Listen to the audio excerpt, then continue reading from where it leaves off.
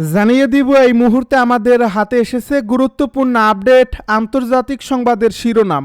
শুরুতেই থাকছে যা লাগে দেব, ভারতকে পঞ্চম প্রজন্মের যুদ্ধবিমান প্রযুক্তি দিতে চায় এবারে রাশিয়া। আরও জানাবো ইসরায়েলিদের হামলায় শিশুসহ প্রাণ হারালো 6 ফিলিস্তিনি। এদিকে ভারতের কাছে জ্যাভলিন ক্ষেপণাস্ত্র, স্মার্ট গোলা বিক্রি করবে এবারে যুক্তরাষ্ট্র। আরও জানাবো ওয়াশিংটনে ট্রাম্পের সেনা মোতায়েন স্থগিতের নির্দেশ আদালতের। সব শেষে জানিয়ে দিব যুদ্ধ বন্ধে যুক্তরাষ্ট্রের সঙ্গে সৎভাবে কাজ করতে প্রস্তুত জেলেনস্কি। এতক্ষণ শুনছিলেন হাতে থাকা আপডেট সংবাদের শিরোনাম, এবারে বিস্তারিত। তবে তার আগে অনুরোধ রইল ভিডিওটিতে একটি লাইক এবং কমেন্ট করে জানিয়ে দিন ভিডিও সম্পর্কে আপনার মূল্যবান মতামত। আরও জানিয়ে দিন ভিডিওটি কোথা থেকে দেখছেন বা কোন জেলা থেকে দেখছেন।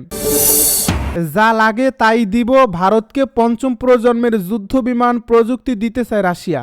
আগামী ডিসেম্বর মাসে রাশিয়ার প্রেসিডেন্ট ভ্লাদিমির পুতিনের ভারত সরকারকে সামনে রেখে নয়াদিল্লিকে একটি বড় ধরনের সামরিক চুক্তির প্রস্তাব দিয়েছে মস্কো।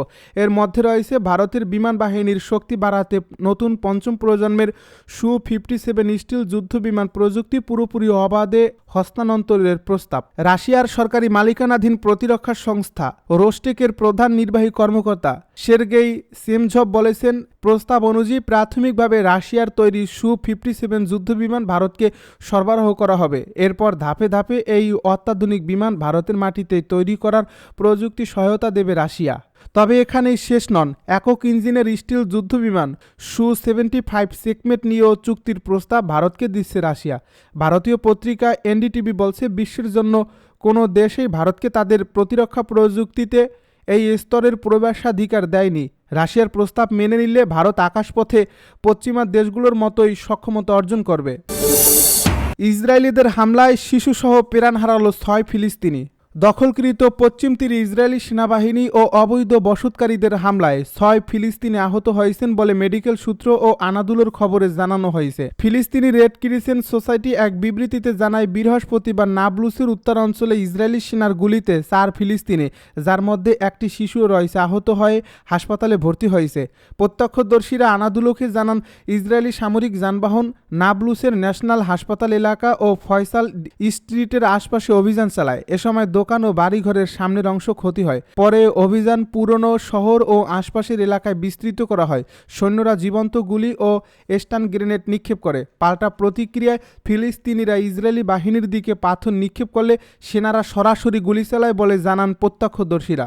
নাবলুসের দক্ষিণ ও পূর্ব উপকণ্ঠে বেইতা উরিপ ও বেইত ফুরিক শহরে ঘরবাড়িতে অভিযান চালায় ইসরায়েলি বাহিনী। ঘরে ঘরে তল্লাশি ও স্থানীয়দের ধরে জিজ্ঞাসাবাদ করা হয়।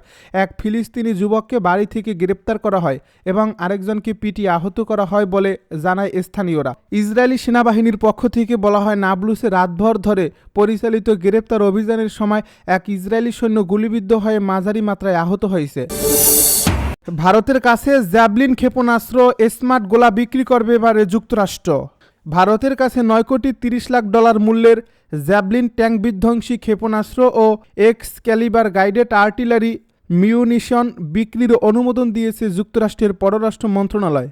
বুধবার যুক্তরাষ্ট্রের ডিফেন্স সিকিউরিটি কোঅপারেশন এজেন্সি একথা জানিয়েছে বলে খবর বার্তা সংস্থা রয়টার্সের। নয়াদিল্লি রাশিয়ার তেল কেনায় স্বস্তি হিসেবে অগাস্টে ভারতের আমদানি পণ্যে শুল্ক দ্বিগুণ করে 50% করেছিলেন প্রেসিডেন্ট ডোনাল্ড ট্রাম্প। এই নিয়ে ওয়াশিংটন নয়াদিল্লি সম্পর্কের অবনতি ঘটেছিল। তারপর থেকে ওয়াশিংটনের ফরেন মিলিটারি সেলস কর্মসূচির অধীনে ভারত প্রথমবারের মতো মার্কিন প্রতিরক্ষা সরঞ্জাম ক্রয় করছে। চলতি মাসে ভারত তাদের নিজেদের তৈরি যুদ্ধবিমান তেজসকে আরও শক্তিশালী করতে মার্কিন কোম্পানি জেনারেল ইলেকট্রিকের তৈরি যুদ্ধবিমান ইঞ্জিন কিনতে পুনঃপ্রক্রিয়াদেশ দিয়েছে। এক বিবৃতিতে ডিএসসিএ বলছে, এই প্রস্তাবিত বিক্রয় যুক্তরাষ্ট্র ভারতের কৌশলগত সম্পর্ককে শক্তিশালী করতে সাহায্য করবে এবং এক গুরুত্বপূর্ণ প্রতিরক্ষা অংশীদারদের নিরাপত্তারও উন্নয়ন ঘটিয়ে যুক্তরাষ্ট্রের বৈশ্বিক নীতি ও জাতীয় নিরাপত্তা লক্ষ্যকে সমর্থন যোগাবে। ভারত ইন্দো প্যাসিফিক ও দক্ষিণ এশিয়া অঞ্চলের রাজনৈতিক স্থিতিশীলতা, শান্তি ও অর্থনৈতিক অগ্রগতির জন্য একটি গুরুত্বপূর্ণ শান্তি হিসাবে ধারাবাহিকতা বজায় রেখেছে। ভারত সরকার 216টি এক্সক্যালিবার ট্যাকটিক্যাল গোলা ও জ্যাভলিন সিস্টেমের 100টি ইউনিট বিক্রির জন্য অনুরোধ জানিয়েছে বলে ডিএসসিএ জানিয়েছে। ভারত ইতিমধ্যেই তাদের M777 হাউটজার কামানে এক্সক্যালিবার আর্টিলারি গোলা ব্যবহার করছে। ডিএসসিএ জানিয়েছে এই বিক্রয় চুক্তির ক্ষেত্রে এক্সক্যালিবার গোলা সরবরাহের প্রধান ঠিকাদার হবে আরটিএক্স কর্পোরেশন এবং জ্যাভলিন সিস্টেমের জন্য তাদের সঙ্গে যৌথ উদ্যোগে লকহিড মার্টিনও থাকবে। ওয়াশিংটনে ট্রাম্পের সেনা মোতায়েন স্থগিতের নির্দেশ আদালতের।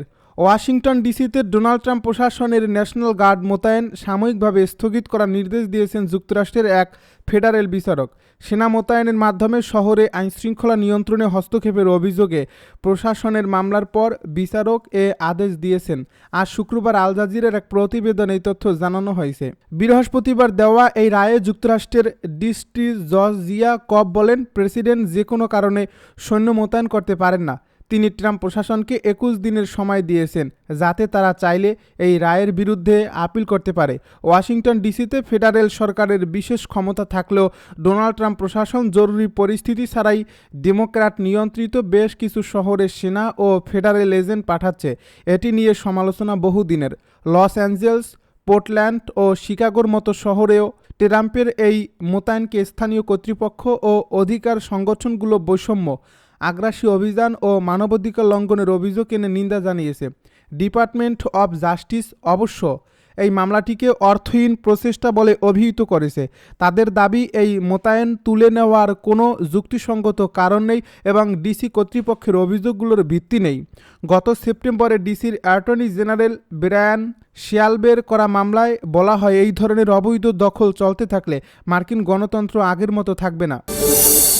যুদ্ধবন্ধে যুক্তরাষ্ট্রের সঙ্গে সৎভাবে কাজ করতে প্রস্তুত জেলেনস্কি।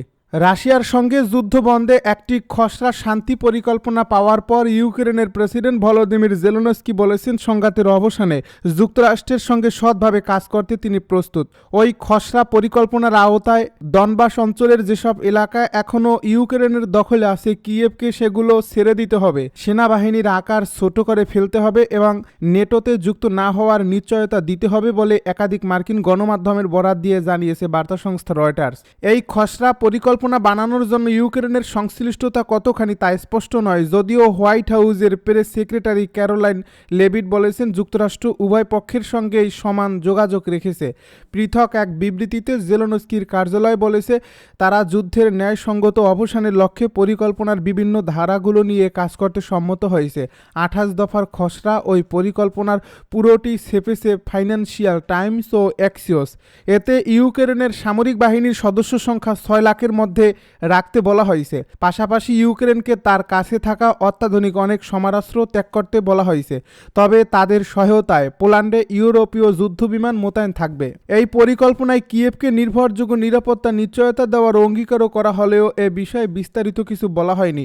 এসবের বিনিময়ে রাশিয়া নিষেধাজ্ঞা তুলে এবং তাদেরকে শিল্পোন্নত দেশগুলোর জোট G7-এ নিয়ে বৈশ্বিক অর্থনীতিতে ফের যুক্ত করা হবে। রাশিয়া যুক্ত হলে শিল্পোন্নত দেশগুলোর জোটটি পুনরায় G8 হিসেবে আবির্ভূত হবে। ইউক্রেনকে পাঠানো পরিকল্পনায় যদি এসবই থাকে তবে মোটা দাগে এতে মস্কোর স্বার্থকেই বেশি প্রাধান্য দেওয়া হয়েছে বলছে রয়টার্স।